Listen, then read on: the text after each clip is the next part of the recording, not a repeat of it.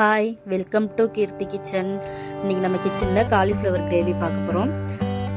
அடுப்பில் பாத்திரம் வச்சு 2 ஸ்பூன் எண்ணெய் விட்டு கடுகு சேர்த்துக்கலாம். கடுகு நல்லா பொரிஞ்ச உடனே உளுத்தம்பருப்பு சேர்த்துட்டு உளுத்தம்பருப்பு நல்லா செவந்து வரணும்.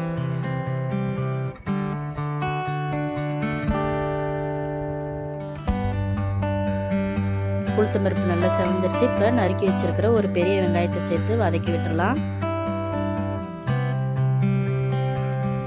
பெரிய வெங்காயம் வதங்கினோடனே ஒரு தக்காளி பழம் நறுக்கி வச்சிருக்கேன், அதையும் சேர்த்து நல்லா வதக்கி விட்டுடலாம்.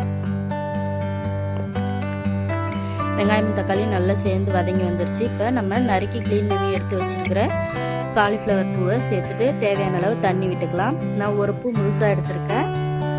அதை நல்லா கலந்து விட்டுட்டு 1/4 ஸ்பூன் மஞ்சள் தூள்,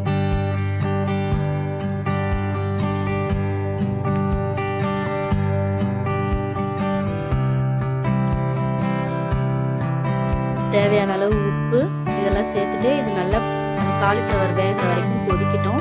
அதுக்குள்ளே நம்மளுக்கு இதுக்கு தேவையான மசாலா அரைச்சிடலாம்.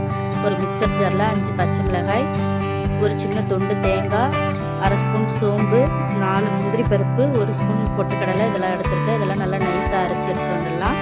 இப்போ காலிஃப்ளவர் நல்லா வெந்துருச்சு. இதில் ஒரு பிரிஞ்சி இலை சேர்த்துட்டு நம்ம அரைச்சி வச்சுருக்கிற மசாலாவையும் இதில் சேர்த்து நல்லா கலந்து விட்டுடலாம்.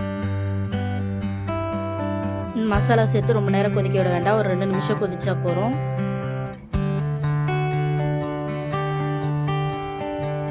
பாருங்க நல்லா கொதிச்சிருச்சு.